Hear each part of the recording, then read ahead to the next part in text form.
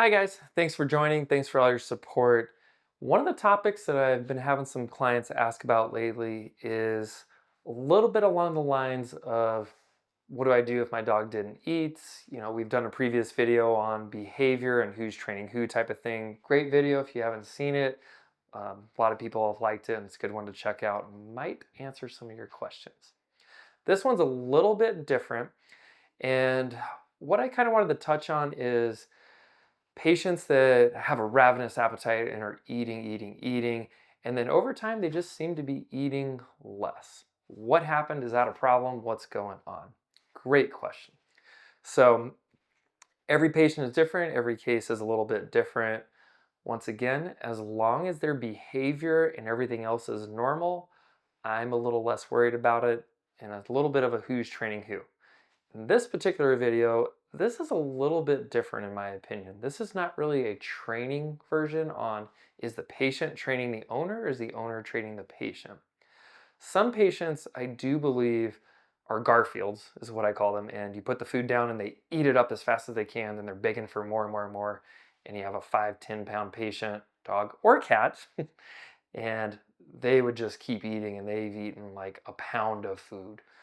That is too much. They don't need that much food, but if you put it down, some will absolutely gorge and be gluttons, and that's just what they do. Well, some patients tend to do that, and then over time, the owners will come in and say, "Hey, I'm concerned, I'm worried. My dog's not eating, my cat's not eating as fast as we used to." Fast forwarding through that, if the physical exam and everything is normal, say we don't find dental disease, that's a big common one, no underlying disease, no other problems, I have seen enough patients over time now that I do believe patients just behavior changes around food.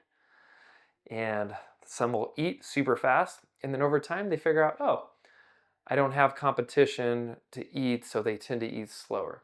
I do see this a little more common when you have two little buddies that grew up together, spent 10 years together, or whatever amount of time, and then one passes. I do think they go through a little bit of a depression phase, but I also think there's a little bit of a competitive edge factor in pretty much all of these animals. And give me the treat, give me the treat. If I drop it and miss it, my buddy's going to get it. No, no, no, I don't want that. Let me eat it faster. Swallow, they didn't even taste it.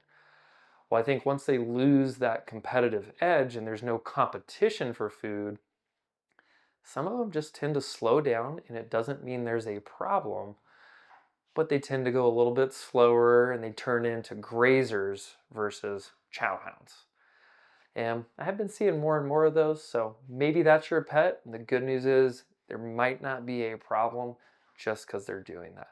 So hopefully that was helpful for some of you guys in a little different tweak than some of our previous food videos. Thanks again.